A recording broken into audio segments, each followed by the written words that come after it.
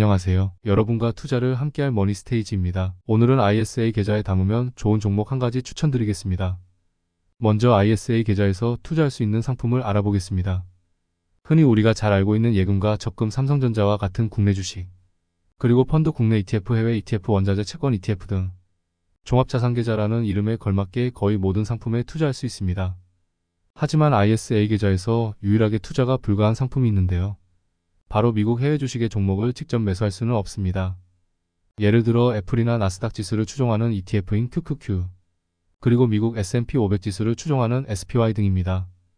연금 저축 펀드와 같이 세제 혜택을 주기 때문에 미국의 달러로 직접 투자하는 개별 종목은 투자를 못하게 한 게 아닐까 싶습니다. 선택지가 많으니까 머리가 많이 아프시죠?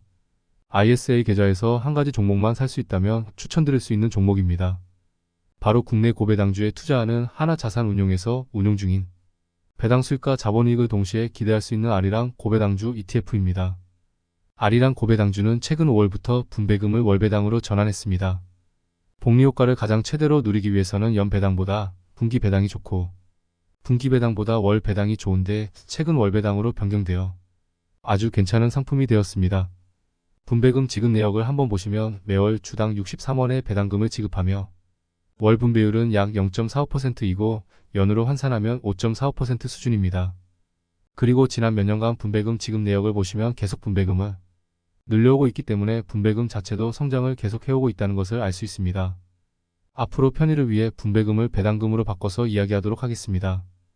배당금이 계속 성장한다는 것은 복리효과를 최대로 누릴 수 있다는 뜻입니다. 국내 시장에서 고배당주를 투자하면 배당금은 계속 지급하지만 주가가 하락하거나 주가가 상승하지 않는 이유들로 많이들 꺼려하실 텐데 이 ETF는 운용성과도 꽤 괜찮은 편입니다. 코로나 시기에 최저점을 찍은 후 지속적으로 주가 자체도 상승하고 있습니다. 배당도 성장하고 주가도 성장하는 아주 이상적인 ETF로 볼 수 있습니다. 보유 종목을 한번 보시면 금융은행, 카드, 보험 등의 대표적인 국내 고배당주가 포함되어 있는 것을 볼 수 있습니다. 개별 주식으로 은행주들을 가지고 있으면 실적에 따라 운용성과가 꽤 많이 달라질 수 있어서 ETF로 안정적으로 운용하시기에 좋습니다. 그렇다면 아리랑 고배당주 ETF를 꼭 ISA 계좌에서 투자해야 하는 이유에 대해 알아볼까요? 위에서 알아본 아리랑 고배당주의 일반 계좌로 1000만원 투자 시 배당금은 54만 5천원이며 배당 소득세를 83,930원을 내야 합니다. 하지만 ISA 계좌에서 투자한다면 83,930원의 비과세 혜택을 받을 수 있습니다. 일반 계좌 투자 시 총 46만 1,070원을 받지만 ISA 계좌에서 투자하게 된다면 54만 5천원을 받을 수 있습니다. 그리고 추가로 받은 이 배당금을 그대로 아리랑 고배당주를 매수하는 재투자를 한다고 가정해 보겠습니다. 배당을 재투자한다고 가정하면 일반 계좌에서는 약 33주를 추가 매수할 수 있고 ISA 계좌에서는 배당금으로 총 39주를 추가 매수할 수 있습니다. 이렇게 ISA 계좌에서 운용하는 동안 비과세 혜택으로 더 유리하게 자산을 빠른 속도로 모을 수 있습니다. 계산의 편의를 위해 연배당으로 계산을 했는데 매월 들어오는 분배금으로 종목의 수량을 늘려간다면 분기배당이나 연배당을 하는 ETF 종목들에 비해 조금 더 빠르게 자산을 불려나갈 수 있습니다. 또한 해당 종목의 가격 상승도 가정하지 않았습니다.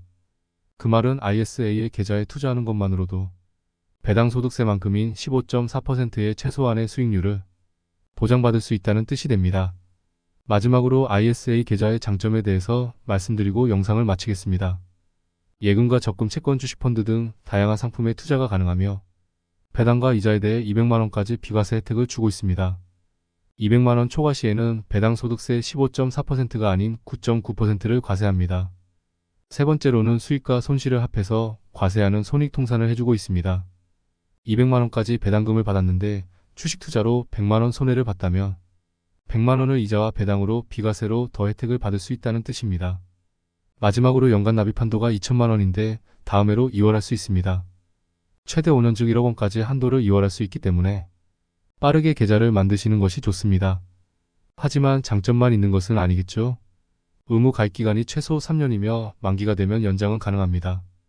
두 번째로 한도가 있다는 것은 그만큼 계좌의 혜택이 좋다는 뜻이겠지만 단점으로 볼 수도 있습니다.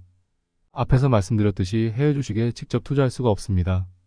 국내 주식시장에 상장된 해외 ETF를 통해서는 투자할 수 있습니다. 마지막으로 ISA 투자 금액의 원금은 인출 가능하나 납입한도가 다시 생성되진 않습니다. 2천만 원을 계좌에 입금하고 다시 목돈이 필요해 1천만 원을 인출할 수는 있습니다. 하지만 납입한도는 이제 2천만 원이 아닌 1천만 원으로 줄어들게 됩니다. 이렇게 ISA 계좌에서 투자하면 좋을 종목에 대해서 알아보았습니다. 종목은 추천드렸지만 투자는 본인의 선택에 달려 있으니 조금 더 해당 종목에 대해 알아보시고 ISA 계좌와 조금 더 친해지시길 바랍니다. 로마의 속담 중에 생각을 잘하는 것은 현명하고 계획을 잘하는 것은 더 현명하고 실행을 잘하는 것은 가장 현명하다는 속담이 있다고 합니다. 지금 이 영상을 끝까지 보셨다면 바로 ISA 계좌를 개설하시고 아리랑 고배당주 ETF를 딱 1주만 매수해 보시기 바랍니다. 실행이 가장 어렵습니다. 꼭 해내시길 바라겠습니다. 머니스테이지였습니다. 구독과 좋아요 꼭 부탁드리고 다음 영상에서 또 찾아뵙겠습니다.